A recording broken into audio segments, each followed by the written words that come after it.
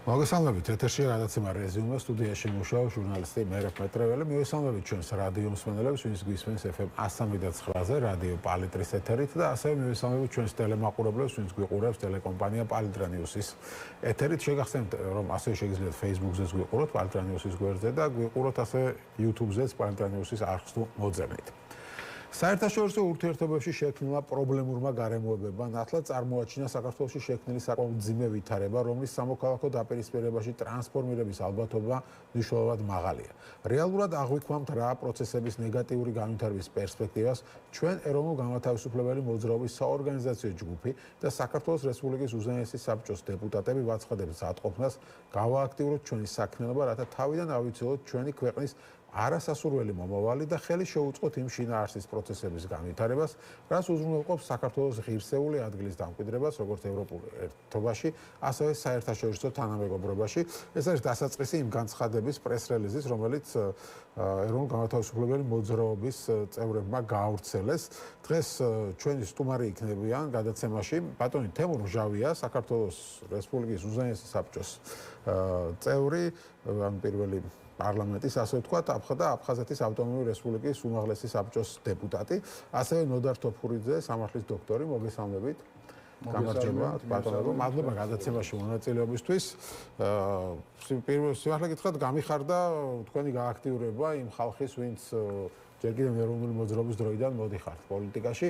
რაღაც ჯგუფები სულ არიან აქტიურები, მაგრამ რაღაც გარკვეული ჯგუფები აღარ იყავით აქტიურები და მაინტერესებს აი ამ განცხადება როცა გაავრცელეთ, რაღაც ღონისძიებაც დაგეგმეთ, ამის შესახებ რო გითხრათ, რა განაპირობა თქვენი გააქტიურება, ეს რაღაც ეროვნულ განმათავისუფლებელი მოძრაობა დაგიფუძნებიათ თავიდან და რატო ფიქრობთ, რომ ეხლა კიდევ კვლავ საჭირო არის ეროვნულ განმათავისუფლებელი მოძრაობა, გუშინ მით უმეტეს 31 მარტი იყო რეფერენდუმის დღე, მოკლედ ამ ყველაფერზე ვისაუბრებ. ბატონო თემურ, თქვენგან დავიწყებ. უპირველეს ყოვლისა, კიდევ ერთხელ მინდა მივესალმოთ თქვენს ტელემაყურებელს და მადლობა მოგახსენოთ სტუდიაში მოწვევისთვის. პრაქტიკულად ჩვენ დაინტერესებული ვართ საზოგადოებას მივაწვდინოთ ჩვენი ხმა და პრეს-რელიზში გაცხადებული, ასე ვთქვათ, ჩვენი მიზნები და ამოცანები მნიშვნელოვანია თქვენის მეშვეობით, ესე იგი გავიყვანოთ საზოგადოების ყურადღებამდე. პირველი რასაც ხაზი უნდა გავუშვათ, სწორედ ის არის, რაც თქვენ აღნიშნეთ, ეს ჩვენი პასიურობის პერიოდი ალბათ უნდა მორჩეს და ჩვენ ერთმანეთ მივიღეთ გადაწყვეტილება, რომ გავაქტიურდეთ, ვინაიდან გვაქვს რაღაც გარკვეული მიმართება, არ ვიცი, სწორ სიტყვას ვიხმარდი ალბათ, ჩვენი პერიოდიდან დაიწყო პრაქტიკულად ჩვენი აქტიურობა, ჩვენი უშუალო მონაწილეობით განხორციელდა ბევრი ისეთი ისტორიული მოვლენა, რომელიც განაპირობა პრაქტიკულად შემდგომში უკვე ის 31 მარტი. ანუ თქვენ იყავით მრგვალი მაგიდის წევრი, ხო? მე ვიყავი მრგვალი მაგიდის წევრი, ამავდროულად ვიყავი მრგვალი მაგიდის აფხაზეთის ორგანიზაციის საარჩევნო კომისიის თავმჯდომარე და პრაქტიკულად ის საომარი ვითარება, რომელიც საომარ ვითარებაშიაც მოგვიწია ჩვენ ჩაგვეტარებინა 31 წლის რეფერენდუმი 91 წლის რეფერენდუმი ეს ალბათ ცალკე თემა, ვინაიდან ის იყო გამოუცხადებელი ომი და ამ ომში მოგვიწია. ამაზეც ვისაუბროთ, იმიტომ რომ აქედან იწყება და აგერ 35 წელია ისევ ამ ბრძოლაში ვართ. კი ბატონო. ხო და ამან განაპირობა სწორედ იმის აუცილებლობა, რომ სწორედ ჩვენ წამოვიწყოთ და მოუწოდოთ ალბათ საზოგადოებას, რომ იყვნენ აქტიურები, რაღაც იმ პროცესებს შეუწყოთ ხელი, რომელი პროცესებიც აუცილებლად უნდა დაისტარტოს და შემდგომში განვითარდეს და ჩვენ ხედავთ ძალიან დიდ როლსა და ადგილს ჩვენი ახალგაზრდობისა, რომელთა მიმართ და მე გულწრფელი მინდა ამ შემთხვევაში ვიყო. ძალიან დიდი იმედები გამაჩნია და მე ღრმად ვარ დარწმუნებული, რომ იმ არჩევნებისათვის, რომელი არჩევნებიც გველოდება და იგი ალბათ არ ჩატარდება 2026 წლის ოქტომბრის თვემდე და ეს ის პერიოდია, რომელსაც ალბათ შესაბამისი შემზადებაც დასჭირდება და ჩვენ მზად ვართ აი ამ ახალგაზრდულ ჯგუფებთან ვიმუშაოთ, გადავცეთ ჩვენი რაღაც გარკვეული პრაქტიკული გამოცდილება ხელი შეუწყოთ იმ ერთიანი იდეოლოგიური, ასე ვთქვათ, მიზნების და ამოცანების წინ წამოწევაში, რომელიც დღეს აუცილებელია. ჩვენ პრაქტიკულად გვიწევს ორი ძირითადი თემის ალბათ ამ ეტაპზე გადაჭრა. ეს არის პუტჩის შემდგომი შექმნილი იმ რეალობის იმ მე შემიძლია ამას ესე განზოგადოებულად დავარქვა მემკვიდრეობა და ალბათ ის სისტემური მართლობის ჩვენში დანერგილი ასე ვთქვათ პრაქტიკა, რომელსაც სათავე დაედო ჯერ კიდევ 70 გასული საუკუნის 70-იან წლებში და რომლის ავტორი ედუარდ შევარდნაძე გახლდათ, იგი ფიზიკურად ცოცხალი არ არის, მაგრამ მისი საქმე ესე იგი წარმატებულად ვითარდება, ამიტომ მისი დემონტაჟის ასე ვთქვათ სისტემა არის შესაძლებელი ამას ვიტყვი. სისტემა რა თქმა უნდა. ამას სჭირდება სრული მობილიზაცია. წინდა მოგცეთ სიტყვა. პირველ შამო 31 მარტის რეფერენდუმზე რომ მითხრათ და მე თქვათ იმის შესახებ, რომ 35 წლის განმავლობაში რატომ 35 წლის თავზე მაინც რატომ აღმოჩნდით, რომ კვლავ ეროვნულ განმათავისუფლებელი მოძრაობა გჭირდება. კი ბატონო, მოგესალმებით, მივესალმებით თქვენ მაყურებელს და რადიო მსმენელს.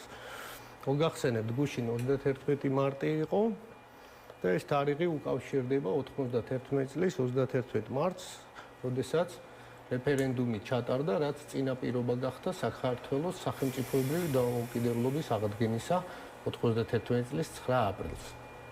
ახლა საინტერესო გახლავთ ის, რომ თვითონ რეფერენდუმის კითხვა ჟღერდა შემდეგნაირად. მე მოვიშველებ ჩანაწერს, რომ რაღაც არჩევმიშალოს ციტატას მოვიტან. გსურთ თუ არა საქართველოს რესპუბლიკის სახელმწიფოებრივი დამოუკიდებლობის აღდგენა 1918 წლის 26 მაისის აქტის საფუძველზე. ეს კითხვა, თავად ეს კითხვა იმანენტურად, იმთავითვე მოიცავს შესაძლებელ პასუხს სახელმწიფოს იდენტობისა და კონტინუიტეტის შესახებ. ესე იგი, როდესაც ადამიანს ეკითხები, რომ შენ სახელმწიფოებრივ დამოუკიდებლობას ხარს უჭერ 26 მაისის აქტის საფუძველზე, ეს ნიშნავს, რომ შენ გსურს დამოუკიდებლობა გააგრძელო 18-21 წლის სახელმწიფოსი?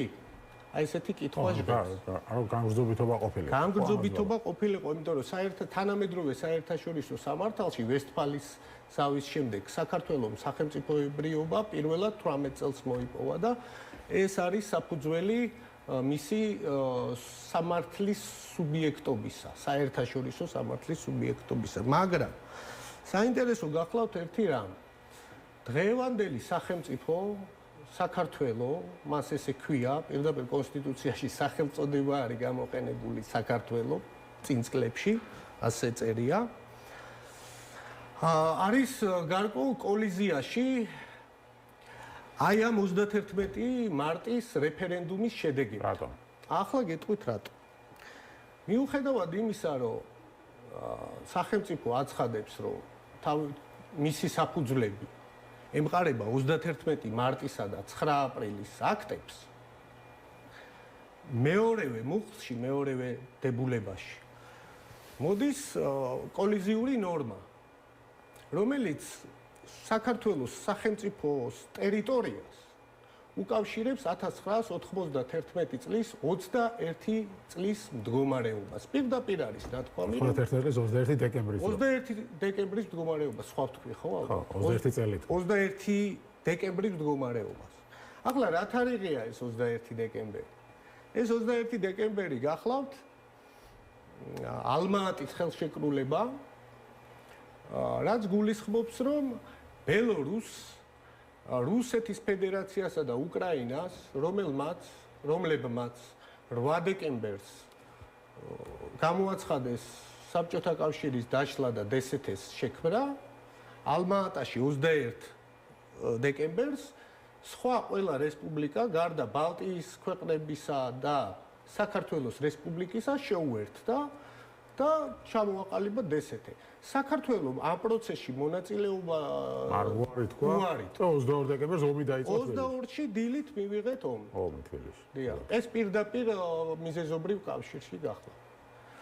ახლა საინტერესო რა არის, რომ ამგვარად აი აქედან გამომდინარე დარღვეულია სახელმწიფოს სუვერენიტეტის ერთადერთი მატარებლისადმი ქართული ხალხისადმი პატივისცემის ვალდებულება. არ უნდა ეწეროს კონსტიტუციაში 21 დეკემბერი ამას. 21 დეკემბერი კონსტიტუციაში როგორ უნდა ეწეროს თუ სახელმწიფოებრიობა ჩვენ გავაგრძელეთ 26 მაისის აქტის საფუძველზე. ესე იგი, თუ ჩვენ ვამბობთ, რომ ჩვენი ლეგიტიმიზმი განპირობებულია პოსტ საბჭოთა, ესე იგი, პოსტიმპერიული ლეგიტიმიზმით, ესე იგი 21 წლის 25 დეკემბრის ანექსია სამართლიანი იყო? 25 თებერვლის. 25 თებერვლის, ხო. კი ბატონო. ხო, ნუ ეს მესმის, მაგრამ თქვენ ფიქრობთ, რომ ეს პრობლემები რაც გვაქვს, ამის გამოძახილია ყველაფერი? მე ვფიქრობ, რომ აი თქვენ რო პერანგი არასწორად შეიკრათ, ხო? მე ხო რომ გაასწოროთ თავიდან და გარკვეულწილად გაიხსნათ და მე აბაც ბანაერად რომ. ყოველ შემთხვევაში ეს სამართლებრივი საკითხი არის გასასწორებელი. ეს მარტო სამართლის დოგმატს არ ეხება. აი მხოლოდ და მხოლოდ ვიწრო სამართლებრივი საკითხი არ არის. ხო, მესმის რა კონტექსტშიც საუბრობ, ბატონ თემურ, თქვენ მინდა დაგებრუნდეთ ისევ თქვენ განცხადებაში, რომელიც გაავრცელეთ, ნათქვამია, რომ აღნიშნავთ რა საქართველოს შექმნილ მდგომარეობის სიმძიმეს საზოგადოებრივი ურთიერთობების თითქმის ყველა და განსაკუთრებით პოლიტიკურ სფეროში, მიგვაჩნია, რომ არსებული მოცემულობის უპირველესი შემოქმედი საქართველოს მოქმედი ხელისუფლება, მის ინტერესებთან აფილირებული ოპოზიციურად წოდებული პოლიტიკური ძალა და კონიუნქტურას მისადაგებულ სამოქალაქო ჯგუფებია. ფაქტობრივად ყველას ერჩით. ასე გამოდის. ხელისუფლებას, ოპოზიციას, სამოქალაქო ჯგუფებს არარაციონალურმა, პრაგმატულმა და დიპლომატიურობასგან გაცლილმა ქმედებებმა საქართველოს დე-ფაქტო ხელისუფლება, ამ დღევანდელ ხელისუფლებასაც არ აღიარებთ როგორც ვთქვი. დე-ფაქტო ხელისუფლება იმ სახისა და მოცულობის იზოლაციაში მოაქცია, რომ თვით სახელმწიფოც კი აღმოჩნდა რეგიონული თუ საერთაშორისო მასშტაბების აქტივობების მიღმა. აშკარა ხდება, რომ არსებული ჩიხიდან გამოსვლის არც ნებელობით და არც მენტალური რესურსის სახელმწიფო გუნდს არ გააჩნია. მოკლედ ვისი ბრალია შექმნილი მდგომარეობა საბოლოო. მათ შორის ჩვენი ბრალიც არის. სხვადასხვა ამასთან დაკავშირებით აი მე მინდა შევკრა ასე ვთქვათ ეს პერიოდი და ყველა ხელისუფლებას მიუძღვის რა თქმა უნდა თავისი საკუთარი დამსახურება აი ამ სიტუაციამდე მოსვლაში და მათ შორის ალბათ საზოგადოებასაც იქ მე აღნიშნავ სხვა ჩვენ აღნიშნავთ და მიუთითებთ რომ ალბათ საზოგადოების გარკვეული ჯგუფები რომლებიც ვერ აღიქვამენ ალბათ რეალურ მდგომარეობას და არიან პასიურ მდგომარეობაში ამიტომ მოუწოდებთ მათაც რომ გააქტივირონ თავიანთი ასე ვთქვათ მოქალაქეობრივი რაღაც აქტივობები და მიმართონ და ჩაერთონ იმ პოლიტიკურ პროცესებში რომელი პროცესების დასტარტვა ჩვენ გადავწყვიტეთ აი ამ ასე ვთქვათ ჩვენი აქტივობით. მე კიდევ ერთხელ მინდა გავიმეორო რომ ესე იგი ის შედეგი რომელიც დღევანდელობა მოიტანა და რაზეც ჩვენ საუბრობთ ეს არის აი ამ სწორედ აი ამ სისტემური მოვლენის გამოძახილია. ალბათ თუ კი ჩვენ სისტემაზე ვისაუბრებთ აი ამ სისტემას აქვს ერთი რამოდენიმე საერთო ნიშანი. საგანგებოდ არსებული თემა ალბათ საგანგებო მომზადება სჭირდება ამაზე შესაძლებელია ვისაუბროთ მაგრამ რა არის უპირველეს ყოვლისა დამახასიათებელი ეს არის ერთპარტიულობა ეს ცალსახა თამაში ასე ვთქვათ პოლიტიკისა ცალკარში თამაში რომელიც აბსოლუტურად მიუღებელია ჩვენთვის და რაზედაც და რისთვისაც და რის წინააღმდეგაც ვიბრძოდით და რისთვისაც ჩატარდა 90 წლის ოქტომბრის ესე იგი არჩევნები მრავალპარტიული არჩევნები რომელიც უნდა განმეორდეს სასურველი იქნება თუ კი ეს გამეორდება უკვე 2026 წლის ოქტომბრის არჩევნებში და საბოლოო ჯამში და იქ იმ დოკუმენტში ეს არჩევნები ჯერ არ დანიშნულა. არ დანიშნულა, მაგრამ ხო დაინიშნება არჩევნები. არჩევნები კონსტიტუციით 28-ია დანიშნული. და კონსტიტუციაში 28-ში და სწორედ 28-ზე ვლაპარაკობ მე ალბათ შემეშალა ალბათ თარიღი და 28-ზეა საუბარი ბუნებრივია. დარჩენილი არის 2 წელიწადნახევარი და ეს 2 წელიწადნახევარი არის მაქსიმალურად გამოსაყენებელი იმისათვის, რათა ის დაინტერესებული ჯგუფები, რომელიც შემოვლენ აი ამ პოლიტიკურ პროცესებში, მათ გაიაზრონ ის დიდი მნიშვნელობა, რომელიც აი ამ დემონტაჟზე დგას, ჩემი აზრით, და კიდევ ერთხელ ვიმეორებ. ეს არის ალბათ ის საერთო ნიშნები, რომელიც ყველა ხელისუფლებას გააჩნდა, ეს იყო ერთპარტიულობა. ერთპარტიულობით წამოვიდა მოქალაქეთა კავშირი ეს მმართველობაში, პრიმატი როლი ერთპარტიას ჰქონდა, ნაციონალური მოძრაობა, ქართული ოცნება და პრაქტიკულად ეს არის იმ საერთო ნიშნებიდან რომელიც ფალშისაჩემია და ძალიან კარგად ხედავს ამას საზოგადოება, ეს არის სრული უპატივცემულობა საზოგადოების მიმართ, სრული უპატივცემულობა ელექტორატის მიმართ. ის რაც ხდება არჩევნების დროს საქართველოში, ამის წინააღმდეგ უპირველეს ყოვლისა ხელისუფლებამ უნდა იბრძოლოს, ვინაიდან ის ღირსება, სამოქალაქო ღირსების დაცვის ესე იგი პირველი ვალდებულება ხელისუფლებას გააჩნია, მაშინ როდესაც ის, ასე ვთქვათ, ასტიმულირებს სწორედ აი ამ პროცესებს და კვალში ჩაუდგება ხოლმე მისი ეგრეთ წოდებული მოწინააღმდეგე, ეგრეთ წოდებული ოპოზიციების სახით. ამიტომ ამას ყველაფერს ალბათ შესაბამისი აღქმა დაჭირდება და ამას უპირისპირდებით.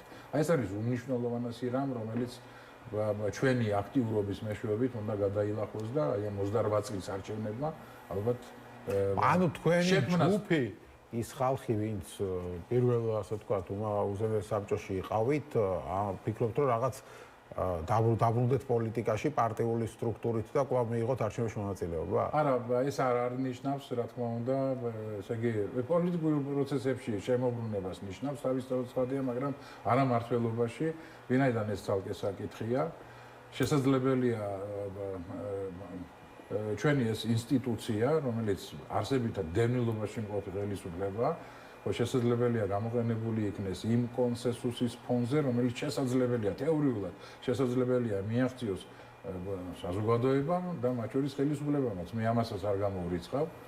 იქნებ ის გამოსავალი იყოს, რომელმა გამოსავალმაც ალბათ ესე იგი რაღაც გარკვეული შუქის როლი შეასრულოს იმ გზასავალზე, რომელსაც ყველანი ერთად უნდა შევიდეთ. ხო, ეს საინტერესოა, ბატონო, თქვენ იურისტი ბრძანდებით და როგორ წარმოგიდგენიათ უმაღლესი საბჭოს როლი დღევანდელ პროცესებში.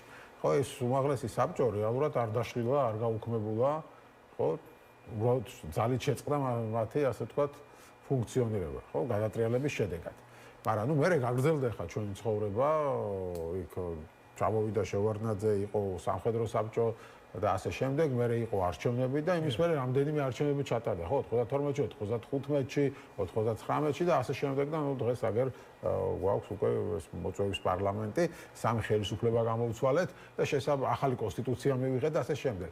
შესაბამისად, აი აქ თუნდაც იურიდიულად იმ უმაღლესი საბჭოს როლი როგორ გამოიყურება დღეს და რა როლი შეუძლება ამ პროცესებში შეასრულოს. კი ბატონო, ძალიან მარტივი არის პასუხი ამაზე. უმარტივესი პასუხია. საერთაშორისო სამართალი ყოფს ცნებას, ხელისუფლებას და სახელმწიფოს. ახლა თქვენ ამბობთ, რომ უზენაესი საბჭო არსებობს. მე გეტყვით, რომ უზენაესი საბჭო არ არსებობს. არსებობს გარკვეული ჯგუფები, რომლებიც გარკვეულ პრინციპებზე ერთიანდება, თუმცა ეს არ ნიშნავს, რომ რაღაცა.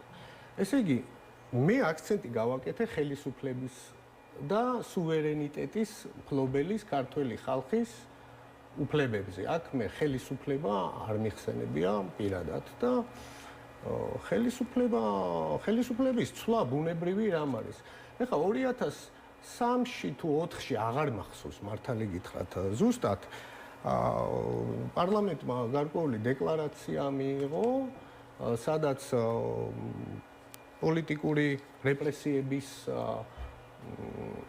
მსხვერპლად გამოცხადდა უზენაესი საბჭოს წევრები, ისინი იღებენ დღეს გარკვეულ კომპენსაციას და მათი ვიცე-პრემიერი იყო კიდე მათი ბევრი რომელიღაც წევრი და ასე რომ ხელისუფლების საკითხი ჩემთვის არ არის აქტუალური, როდესაც სუვერენიტეტის საკითხი არ არის სწორად გადაწყვეტილი. ამიტომ მე აქ არ გამოვდგები, ასე ვთქვათ. კი ბატონო, მაშინ ბატონ თემურს დაუბრუნდები, ისევ თქვენს განცხადებაში ნათქვამია, რომ კრიტიკულად და არა დამაკმაყოფილებლად ვაფასებთ ქართული ოცნების ხელისუფლების საქმიანობას, როგორც საშინაო, ასევე საგავრო პოლიტიკის სფეროებში და მოუწოდებთ მას გადადგას ქმედის ნაბიჯების საზოგადოების კონსოლიდაციის, მისი ინტერესების სრულად გათვალისწინების უზრუნველსაყოფად და ასე შემდეგ და ასე შემდეგ ითხოვთ პოლიტპატიმრების გათავისუფლებას. ეს მოთხოვნა იმ ხალხსაც აქვს, ვინც ქუჩაში არის დღეს. პროტესტი გრძელდება ხო უკვე 400 დღეზე მეტია, ანუ მალე 500 დღეც იქნება და შესაბამისად ეს ხალხის ამას ითხოვს. ზუსტად რამდენად ფიქრობთ, რომ შეიძლება ემთხოვდეს თქვენი ასე ვთქვათ მოსაზრებები იმ ხალხს, ვინც ქუჩაში დგას დღეს? მოკლედ იმ სხვადასხვის ეს შეკითხვა ცოტა სახელმწიფო შინაარსით ნოდარ იმას დამისვა თუ კი შენ არ აღიარებ და დე ფაქტოს უწოდებ ხელისუფლებას რას თხოვ მაშინ ასეთ შემთხვევაში ვეფერები რა პრაქტიკულად მე ამას გულწრფელად ვამბობ იმიტომ რომ გამოვიყენოთ ყველა ის ვერკეტი რომელიც აი სწორედ ჰუმანიზაციისკენ იქნება მიმართული და ალბათ არ შეუშლის ხელს იმ პროცესებს რომელშიც თვით ხელისუფლებაც უნდა იყოს დაინტერესებული ეს რაც შეეხება ხელისუფლებას მე იმ დოკუმენტში ესეთნაირად მაქვს ესეთნაირად მახსოვს რომ პოლიტპატიმრებს მე არ უწოდებ მე პოლიტიკური პროცესებში დაკავებულ და გასამართლებულ პიროვნებებს უწოდებ მათ და ამას შეგნებულად უწოდებდი მე ესეთნაირად და მე ვეთანხმები რა თქმა უნდა ტექსტში თუმცა მათ გათავისუფლებას ითხოვთ ხო მაგრამ უპირობო გათავისუფლებას ვითხოვთ ვინაიდან ეს არის ის აუცილებელი პირობა რომლის მეშვეობითაც ალბათ უნდა შედგეს დიალოგი საზოგადოებასა და ხელისუფლებას შორის აი ყველა ხელისუფლებისათვის დამახასიათებელი ყოველთვის იყო ის რომ ის დიალოგს არ აწარმოებდა ესე იგი საზოგადოებასთან მე მაქვს ერთი ესეთი ისტორია შემიძლია მოვიყვანო საერთოდ ხელისუფლების მიმართ სოფლიოში ყოველთვის არის განწყობა არასოდეს არ არის პოზიტიური განწყობა იმიტომ რომ იმდენად დიდია მოთხოვნა მათი საქმიანობის მიმართ რომ ისინი ყოველთვის უკმაყოფილოები არიან თავისთავად ცხადია უკმაყოფილოება იქნება ჩვენი ხელისუფლებების მიმართ ხელისუფლებების მე ხას უსვამ ასეთ შემთხვევაში აი ამ ვითარებაში როდესაც ესე იგი სუბიექტს არ წარმოადგენს ესე იგი მოსახლეობა სამოქალაქო სექტორი არ წარმოადგენს ესე იგი ქვეყნის შიგა პოლიტიკური ცხოვრების სუბიექტს არ წარმოადგენს ხელისუფლება ესე იგი აიგივებს საკუთარ თავს სახელმწიფოსთან ბუნებრივია ეს არის ის რის წინააღმდეგაც უნდა გავილაშქროთ თითოეულმა ჩვენთაგანმა და ჩვენ სწორედ ესა გვაქვს აი ამ მოცემულობაში ხაზგასმით აღნიშნული რომ უპირველეს ყოვლისა სახელმწიფო სუბიექტი პრაქტიკულად არის მისი მოსახლეობა, ხოლო ახლა ბანალურ რაღაცებს ვამბობ, მაგრამ კიდევ ერთხელ მიწევს მისი გამეორება, რომ ხელისუფლება არის მხოლოდ და მხოლოდ, ესე იგი დროებითი წარმომადგენელი საზოგადოებისა და სახელმწიფოს ერთდროულად. ხო, კი ბატონო, და ბოლოს გამოსავალზე უნდა ვისაუბროთ ამ ვითარებიდან, რა გამოსავალს ხედავ, რატომ თქვენ უნდა დავიწყოთ? მე ვისარგებლებ თქვენი ეთერით და ვიტყვი რომ თავისუფლება სინდისის პატიმრებს. ეს ერთი. გამოსავალს რაც შეეხება ეს გამოსავალი გარკვეულად ერთად უნდა მოვნახოთ ჩვენ ძალები უნდა ვნახოთ ჩვენ როგორც ხალხმა რაღაც უნდა გამოვნახოთ საერთო ბაზა. ეს ბაზა მიმაჩნია რომ არის ევროპული სამართალი. იმიტომ რომ დღევანდელი სახელმწიფო გარკვეულწილად არის საბჭოთა სამართლის პრინციპებზე დამყარებული მარქსისტულ სამართალზეა, იმიტომ რომ სამართალს დღეს ყველა უყურებს როგორც ინსტრუმენტს და არა როგორც მიზანს. რაღაცაში დასახმარებელი ხანჩია თითქოს და ეს არის აი ეს ჰიბრიდული სამართალი, რასაც ჩვენ უწოდეთ საზოგადოებამ უпростоრეთ აი არარუსულ კანონს როცა იყო საუბარი აქ იგულისხმებოდა არარუსულ სამართალს. ეს რუსული სამართალი საბჭოთა სამართლის მემკვიდრეა და 31 მარტს 91 წლის სხვა გზაზე დადგა ქართველი ხალხი და მე მგონი იმ გზაზე დადგა, რასაც ეწოდება ევროპული ცივილიზაცია. ხო, მაგრამ სადღაც გავიჭედეთ ისე. ხო, გავიჭედეთ საბჭოთა კავშირში. და 21 დეკემბერში, აი მანდ გავიჭედეთ. სამწუხაროდ, ამავდროულად მე ვფიქრობ, რომ პრაქტიკულად ის ინიციატივა, რომელიც გააჟღერდა ჩვენი მხრიდან, ყველაზე უფრო მეტად უნდა აწყობდეს ლოგიკურად ამჟელებ კონკრეტულად ჩამოვაყალიბოთ კიდევ კონკრეტულად ის რომ ესე იგი ის კრიზისი რომელშიც შევიდა ქართული მმართველობა მისი ხელისუფლების სახით ესე იგი ჩვენ თავაზობთ აქედან გამოსავალს მეტიება მათთვის უფრო მეტად უფრო მისაღები უნდა იყოს ჩვენი აქტივობა და გამოიყენოს ყველა ის ვერკეტი რომელიც შესაძლებელია ერთ-ერთი ჩვენც ვიყოთ ჩვენ ვაპირებთ საუბარს ხელისუფლების მხარდამჭერებთან, მაგრამ იმ ნაწილთან, რომელიც კრიტიკულად განიხილავენ იმ სფეროებში საქმიანობას, რომელიც მათთვისაც მისაღები არ არის. ამიტომ ვფიქრობთ, რომ ჩვენ კარგი და შესაბამისად ესეთი შეიძლება პირველ ეტაპზე მასიური მხარდაჭერა არ გაგვაჩნდეს, მაგრამ მე ღრმათა ვარ დარწმუნებული, რომ ჩვენ იმ საღრდენს, საზოგადოებრივ საღრდენს ვიპოვით, რომელიც აუცილებელ პროცესებს დაუდებს საფუძველს და ესე იგი ერთიანად ალბათ დავიწყებთ ამ აქტივობაში მონაწილეობის მიღებას.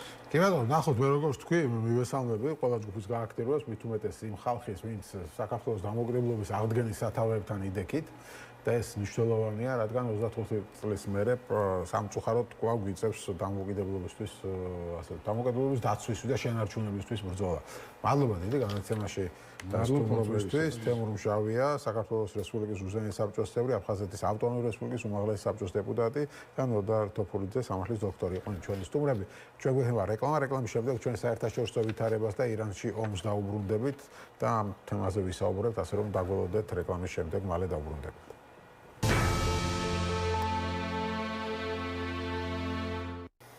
მაშასე ჩვენ დავბრუნდით ეთერში და როგორც გითხარით გადაცემის ამ ნაწილში ჩვენ ვისაუბრებთ ირანში მიმდინარე მოვლენებზე.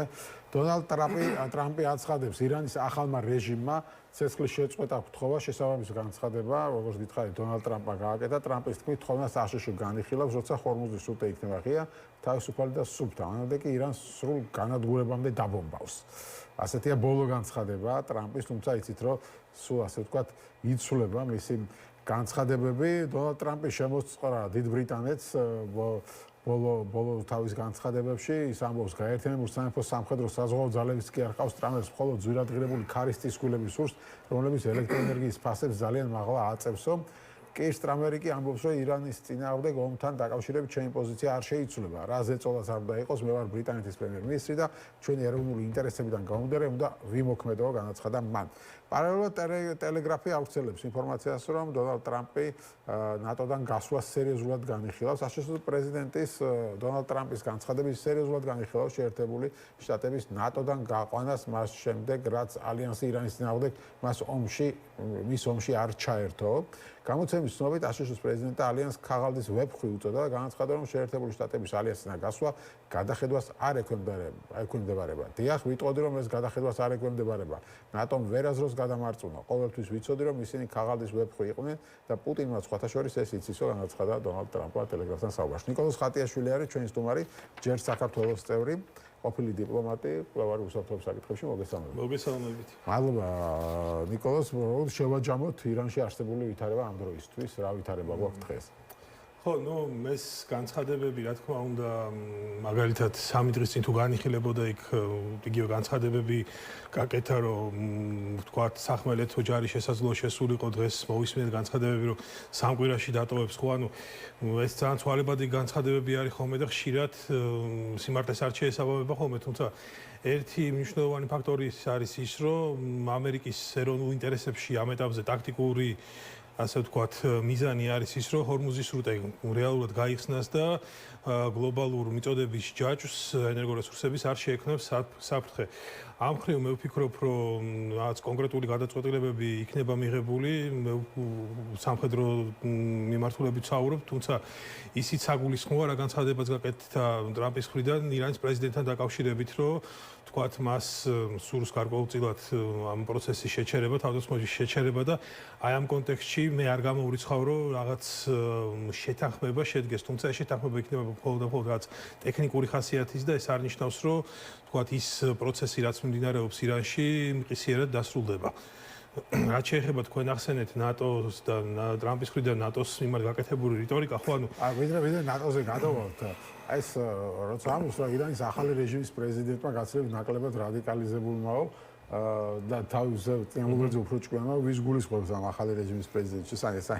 სავარაუდოდ მოქმედ პრეზიდენტს გულისხმობს ის, იმიტომ რომ რეალურად ჩვენ რომ რამდენიმე წლით უკან გადავიდეთ, ხო, ანუ როდესაც ირანის საპრეზიდენტო არჩევნები მიმდინარეობდა, მაინც და მაინც დიდად, ასე ვთქვათ, სულიერ ლიდერშიპს არ ქონდა მის მიმართ დიდი მხარდაჭერა და უფრო მნიშვნელოვანი არის ის, რომ მოქმედმა ირანის პრეზიდენტმა თავისი საპრეზიდენტო საქმიანობის პერიოდში არაერთხელ სცადა რაღაც პოზიტიური რეფორმების განხორციელება. მართალია ეს არ გამოუვიდა, მაგრამ ის გულწრფელად ცდილობდა ამას, იგივე ვთქვათ ადამიანის უფლებების კუთხით, იგივე თავისუფლების კუთხით და ასე შემდეგ.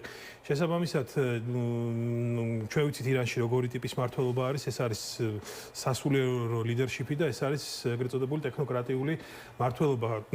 ბოლო პერიოდში ჩვენ ასევე ძალიან საინტერესო ტენდენცია მდგომარეობდა იმაში, რომ ერთ დღეს თუ ჩვენ ვისმენდით ტექნოკრატიული მინისტრებისგან განცხადებებს, რომ ისინი არ აპირებენ თავდასხმას თავის მეზობლებზე, რამდენიმე საათში ჩვენ ხედავდით, როგორ მიფრინავდა შაჰიდის ტიპის დრონები და რაკეტები იგივე ყურის ქვეყნების მიმართულებით. ხო, ანუ აქაც ეს ფაქტორი მიანიშნებს იმაზე, რომ შესაძლოა შიდა დაპირისპირება არსებობდეს უშუალოდ ირანში ამ მმართველობის შტოებს შორის. აქედან გამომდინარე, ეს სურვილი პრეზიდენტის მხრიდან შესაძლოა მაგის კაპიტალიზაცია მოხდეს გარკვეული შეთანხმებით, თუმცა ეს არ იძლევა გარანტიას, რომ იგივე რევოლუციურ გუშაგთა კორპუსიდან არ განხორციელდება კვლავ რაიმე სახის თავდასხმები და ასე შემდეგ, იმიტომ რომ აშკარა არის, რომ სისტემა მორღვეულია და შიგნითაც ეს მას მერე რაც ლიკვიდირებული იქნა ძირითადი სამხედრო მმართველობა ირანის იგივე გუშაგთა კორპუსში და სხვა განშტოებებში, უკვე ეს კოორდინაციის მომენტი ძალიან მორღვეულია, ეს უკვე აშკარად ჩანს უშუალოდ მოქმედებებში. ხო, მაგრამ საბოლოო ჯამში ამ ომის დასასრული ჯერ არ ჩანს, ხო, როგორც ხედავ. ხო, არა, ამ ომის დასასრული ამ ეტაპზე ხა უახლოეს პერიოდში ნაკლებად სავარაუდო არის, იმიტომ რომ როგორც არ უნდა დაგვაუწყდეს ისრაელი ეს ფაქტორი ასევე, ხო, ანუ აქ არ არის მხოლოდ ამერიკის ინტერესები, აქ არის ისრაელის ინტერესებიც და აქ არის მოკლევადიანი ინტერესები და არის სტრატეგიული გრძელვადიანი ინტერესები. შესაბამისად, ამ ეტაპზე ყველაზე, ასე ვთქვათ, მნიშვნელოვანი ფაქტორი არის ის, რომ დროზე გაიხსნას ჰორმუზის სრუტე და არ მოახდინოს ამან გრძელვადიანი ნეგატიური გავლენა სოფლიო ეკონომიკაზე, ხოლო რაც შეეხება გრძელვადიან მიზნებს, ეს რა თქმა უნდა არის მშვიდობის და უსაფრთხოების უზრუნველყოფა მთლიანად ახლო აღმოსავლეთში, მათ შორის ამერიკის მოკავშირე ქვეყნებში და ისრაელში. გამოსავალი ამ მომიდან როგორ წარმოგიდგენია? გამოსავალი აქ სავალი და როგორ უნდა გამოვიდეს ამერიკის შეერთებული შტატები? ხო, ამ ეტაპზე ძალიან რთულია მაგის განსაზღვრა. პირველ რიგში როგორ გამოვა, თქვათ, რა მოქმედებებს განახორციელებს ის, თქვათ, მოახდენს თუ თავარ კითხვა ისმის მაინც იმასთან დაკავშირებით, რომ მოახდენს ის სახმელეთო ოპერაციას შევა იქ ამერიკული ჯარი, თქვათ, რა პოზიცია ექნებათ მეზობელ ქვეყნებს, ისინი ჩართვებიან ამაში თუ არა, ევროპის პოზიცია ძალიან მნიშვნელოვანია და სხვათა შორის აქ კარგად გამოჩნდა ევროპის მნიშვნელობა ამერიკის უსაფრთხოებისთვის, ზუსტად ამ კონტექსტში, იმიტომ რომ ჩვენ ვნახეთ, რომ რიგმა ევროპულმა ქვეყნებმა იგივე სამხედრო მხარდაჭერა აღმოუჩინეს, გაუშვეს თავისი გემები ხმელთაშუა ზღვაში და აი აქ ზუსტად გამოჩნდა, იმიტომ რომ წინა თვეებში ჩვენ აქტიურად გვესმოდა ამერიკის მხრიდან რიტორიკა თითქოს ევროპა ევროპულმა ქვეყნებმა უარი ესპანეთი სასტიკოა. კი, და ზუსტად აი ნატოს კონტექსტში ესპანეთი იყო ერთ-ერთი ფაქტორი, ალბათ რატომაც. აგერ ხედავთ ბრიტანეთი ხომ ხანისია ხანასე, ხო? თუმცა ისიც უნდა ითქვას, რომ თუ ამ პროცესის ესკალაცია მოხდება და რეალური საფრთხე დაემუქრებათ ევროპული ქვეყნების ინტერესებს, იმ ევროპული ქვეყნების, რომლებიც ეხლა თქვა ჩუმად არიან და თავს იკავებენ პროცესებში ჩაბმისგან, მაშინ მოსაოდნელი არის, რომ ისინი გადადგავენ ამ ნაბიჯს და ჩაერთვებიან რაიმე სახით ამ პროცესში. მაგრამ კიდევ ერთხელ ვიტყვი, რომ ამ ეტაპზე მთავარი არის ამერიკისთვის, რომ ეს ჰორმუზის სრუტე გაიხსნას და მერე უკვე ხო, ამაში უნდა სწორედ დახმარება, ხო, მაგრამ კი, მაგრამ ხო, შესაძლოა ის ამბობს, თუ აღარ გექნებათ საწოვი თქვენ თავს მოგეკითხეთ. ხო, ჯერჯერობით მიდით და აიღეთო, ხო. ნუ ჯერჯერობით ახერხებენ ესენი რაღაც ამ სიტუაციიდან გამომოსვას, მაგრამ თუ უფრო გამწვავდება, ვფიქრობ, რომ რაღაც ნაბიჯების იზოლებულები გახდებიან, უბრალოდ რაღაც ნაბიჯები გადგან ისევ და ისევ თავისი ეროვნული ინტერესებიდან გამომდინარე. კი ბატონო. ნუ ამ ვითარებაში ეს კრიტიკა ნატოსთან დაკავშირებით რამდენად სამართლიანია ტრამპის?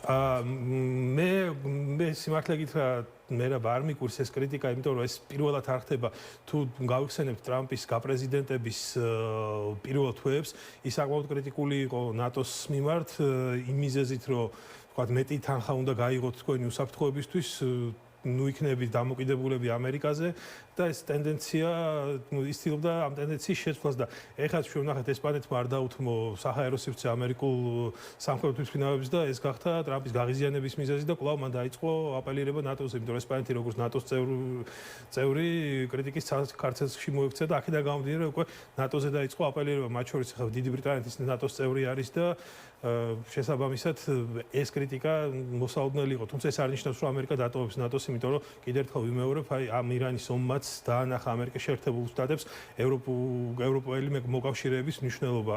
მიუხედავად იმისა, რომ ყველა არ არის ჩართული, მაინც რაღაც დონეზე მათ მნიშვნელოვანი მხარდაჭერა მიიღეს ირანთან დაკავშირებით. pravda, რეალობასთან ახლოს არის შენი აზრით ნატოს ამერიკის გასვლის. ამ ეტაპზე ნაკლებად რეალისტურად მეჩვენება, მაგრამ გასაგებია ის იანვარში და თებერვალში იმუქრებოდა ნატოს გასვლასთან დაკავშირებით. რაღაც მიტოვებულად გრძნობს თავს. ნუ ნახოთ, დავადოთ მონეს, მაგრამ არ არგუმენტი აქვს. ხო, ხა არ უკითხავს ნატოსთვის ამ ომის დაწყებად, ხა შენ რო არ კითხავენ ომის დაწყებას და უშენო დაიწყებენ რაღაცას, ხო? იქ მე რატომ უნდა გთხოვენ ჩართვა? მან თავის პროცედურები აქვს ნატოსაც ახლა მეხუთე მუხლის ამოქმედება თქვა რაღაც კონფლიქტში შესვლა ეს დაკავშირებულია პროცედურებთან, კონსენსუსთან, ასევე მრავალ ფაქტორთან და ესე მარტივად ეს არ ხდება შესაბამისად ამ ეტაპზე ნუ ეს რიტორიკა გასაგები არის ტრამპის მხრიდან, იმიტომ რომ მართლაც ხა ესპანეთი საჰაერო სივრცეს რო არ უთმობ ნატოს წევრ ქვეყანას, ცოტა შეიძლება რაც კითხვებთან იყოს დაკავშირებული. ეშინია გაუშვათ ესპანეთს, დიდ ბრიტანეთს. ესპანეთი ახლოს არის ხა ეს ორი ქვეყანა, ხო, ხა ირანთან. მიცით რა ხა ესპანეთის შემთხვევაში ამჟამინდელი ხელისუფლება საკმაოდ სოციალისტები კი, ძალიან ისეთი ცოტა განსხვავებული მიდგომები აქვს მიუხედავად იმისა, რომ თქვათ ძირითადი ოპოზიციური ძალები ვინც არიან ესპანეთში ემხრობიან ამ იდეას, ამიტომ ისევ და ისევ მე ვფიქრობ ეგ უფრო გამოწვეული არის პარტიული ინტერესებიდან და არა თქვათ საერთო ინტერესებიდან. ხო, აი ამ შემთხვევაშიც საინტერესო არის მაგათი პოზიცია, იმიტომ რომ ბრიტანეთი როგორც წესი ყოველთვის ასეთი ტიპის კონფლიქტებში ჩართვისკენ იყო მიმართული, ხა ჩვენ სხვადასხვა საერთაშორისო მისიებიც ნანახი გვაქვს, როდესაც ბრიტანეთი ჩართული იყო ხოლმე. ხო, მსულ ამერიკის გვერდით ვითარებაში, თუმცა მე ვფიქრობ, აი ისევ და ისევ ეს დამოკიდებული იქნება, მე არ გამოვიცხოვ ბრიტანეთმა შეცვალოს თავისი პოზიცია, ეს დამოკიდებული იქნება რა მოვლენები განვითარდება და რა დონის ესკალაცია მოყვება ამ ყველაფერს. იმიტომ რომ თორმუზის სრუტის ჩაკეტვა ხა ჩვენ უკვე ხა დღესაც ჩვენზეც აისახა ფაქტიურად საქართველოსიც ნავთობის ფასების ცვლილებამ და ყველა ქვეყანაზე ნელ-ნელა აისახებოდა ეს უფრო გამწოვდებთ დროზე არ მოხდა თორმუზის სრუტის გახსნა, თუმცა თუ ეს გამწოვდება, ხო ანუ მე ვფიქრობ რომ რაღაც ნაბიჯების გადადგმა მაინც მოუწევთ. შეიძლება ვთქვა პირდაპირ არ ჩაერთოს ბრიტანეთი, მაგრამ იგივე ლოჯისტიკური მხარდაჭერა აღმოუჩინოს ამ სხვადასხვა ფონზე გავრცელდა რომ რაღაც ბრიტანეთი ისევ იწყებს დაახლოებას ევროკავშირთან. ეხლა დაბრუნებაზე არ არის ლაპარაკი, მაგრამ უფრო დაახლოებაზე. თითქოს ისე გამოჩნდა, რომ ბრიტანეთმა კარგად დაინახა, რომ ევროპასთან უფრო არის მის ინტერესები ვიდრე ამერიკის შეერთებულ შტატებთან. ზოგადად ევროკავშირთან დაახლოებაზე ბრიტანეთის ტრამპის ადმინისტრაციამდეც აქტიურად მიდიოდა საუბარი და იგივე ბრექსიტის საკითხი წლების შემდეგ საკმაოდ დიდი კრიტიკის ქვეშ მოექცა უშუალოდ მოსახლეობის მხრიდან და ლოგიკურიც არის ახლა ბრიტანეთის დაახლოება ევროკავშირთან ეს გეოგრაფიული სიახლოვე, ხო, ანუ საუკუნეების განმავლობაში გრძელდებოდა. ეს არის ელემენტარული პოლიტიკური მდგენელი რო გამოვყოთ ამ სიტუაციიდან და ავიღოთ გეოგრაფიული მდებარეობა, ხო, ანუ ბუნებრივად ბრიტანეთი ყოველთვის ევროკავშირისთან ძალიან ახლოს იყო. ეხლა რა თქმა უნდა წევრი არ არის, თუმცა ამ კავშირებს მაინც ინარჩუნებს. თუმცა არის თქვათ იგივე ეკონომიკური ფაქტორები და არის პოლიტიკური ფაქტორები, რის გამოც ბრიტანეთის ინტერესებში არის ევროკავშირთან მჭიდრო კავშირების გაბმა. მე ეს ხაზგასმით ვერ ვიტყვი რომ უახლოეს პერსპექტივაში ბრიტანეთი კვლავ შევა ევროკავშირის საუბარი, მაგრამ დაახლოებისგან აბიჯებს ისევ დგას. ასევე ისიც აღსანიშნავია რომ ისლანდიაც აქტიურად ცდილობს ევროკავშირში გაწევრიანებას და უბრალოდ ნორვეგიაზეც იყო საუბარი. კი, ნორვეგიაზეც იყო, უბრალოდ აქ ტენდენცია არის ის, რომ ევროპა კარგად ხედავს იმ საფრთხეებს, რა საფრთხეების წინაშე შეიძლება ეგ დადგეს იგივე რუსეთის კონტექსტში და სწორედ ეს ერთიანობა და ერთობლივი ძალისხმევა და ერთობლივი მედეგობის შემუშავება არის ის გზა, რომელიც ევროკავშირს ხელს შეუწყობს თავისი უსაფრთხოების ქოლგის გაძლიერებაში და ეს ქვეყნებიც აცნობიერებენ ამას და პრინციპი ძალაერთობაშია მოქმედებენ.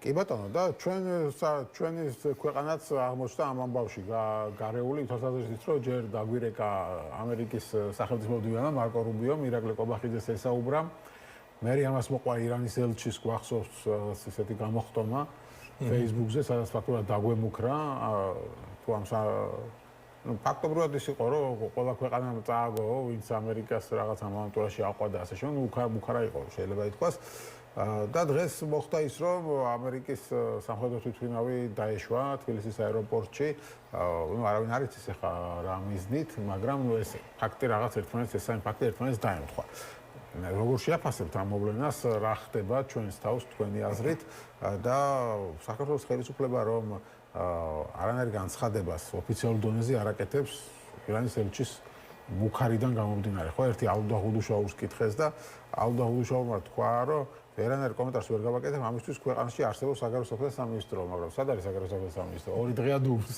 48 საათი გავიდა და ხმას არ იღებს ხო, ну, რაც შეეხება უშუალოდ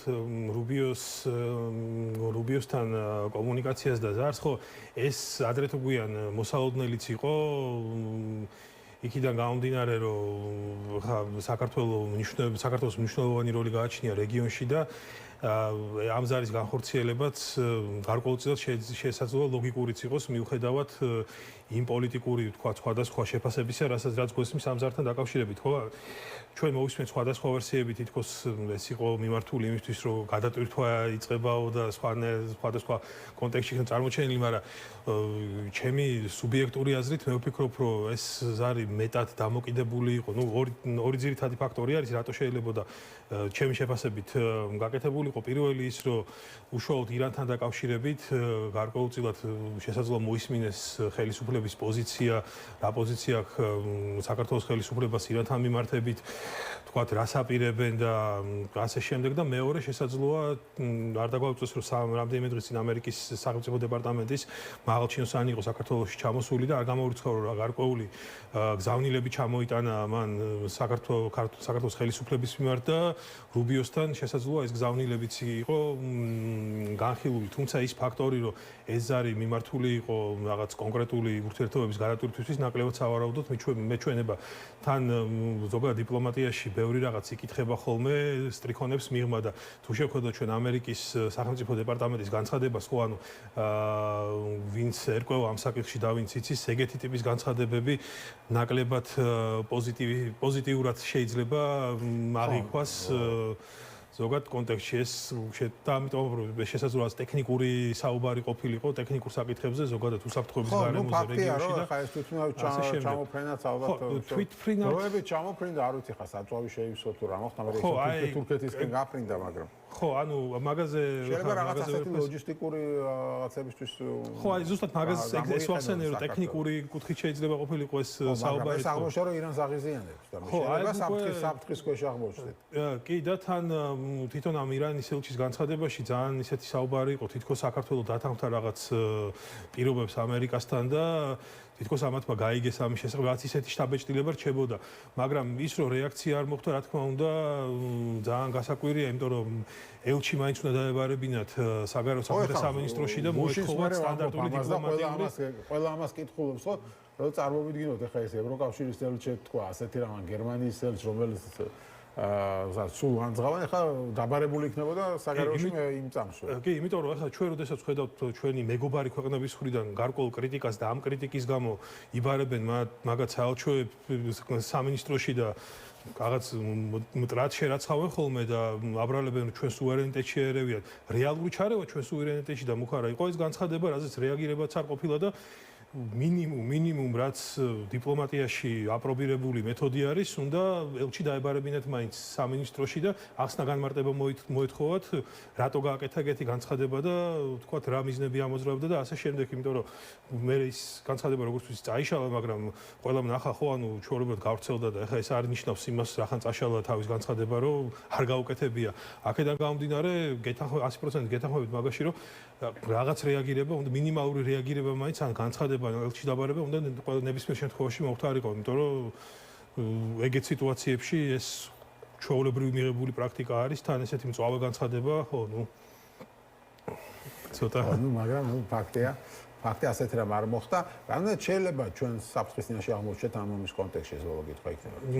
ვიცით რა არის ახლა იმის გათვალისწინებით, რომ ქართულ ოცნებას კარგი ურთიერთობები აქვს ირანთან და შესაბამისად არ განიხილება საქართველოს როგორც მტრულად მტერი სახელმწიფო, ხო, მე ნაკლებად სავარაუდოდ მიმაჩნია რაიმე სახის საფრთხის წინაშე რომ დაждდეთ საქართველოს, რა თქმა უნდა, გამორიცხული არასდროს არაფერი არ არის, ოდესაც ჩვენს რეგიონში ომი მიმდინარეობს შენ სამეზობლოში, მაგრამ პოლიტიკური კუთხით და არსებული ურთიერთობების გათვალისწინებით მე არ ამგონია რაიმე პირდაპირ საფრთხე საქართველოს ემუქრებოდეს. ეხლა რა თქმა უნდა, ჰორმუზის სრუტეში რაც მიმდინარეობს ეკონომიკურად ჩვენზეც და უარყოფით გავლენას ახდენს, მაგრამ უშუალოდ რაღაცა სამხედრო კუთხით ეგ ამეტავზე აზერბაიჯანში ჩამოვარდა ერთგვარი ბომბი, ხო? ხო, ირანი როცა გამრაზდა. კი, ეგეც არის, მაგრამ ჯერჯერობით საქართველოს ითვლება ირანის ახლო ქვეყნად და არ ამგონია რომ ეს გააკეთონ, თუმცა რა თქმა უნდა ზოგადად ომში არაფერი არ არის გამორიცხული, მაგრამ ამ მდგენელების გათვალისწინებით და ამ ფაქტორების გათვალისწინებით ნაკლებად სავარაუდოა. იმედია რომ არ მოხდება. მადლობა დიდი გადაცემაში სტუმრობისთვის. ნიკოლოზ ხატიაშვილი ჯერ საქართველოს წევრი ყოფილი დიპლომატი იყო ჩვენი სტუმარი. ასეთ იყო დღევანდელი გადაცემა რეზიუმე. მე ხვალ უნდა გემშვიდობებით.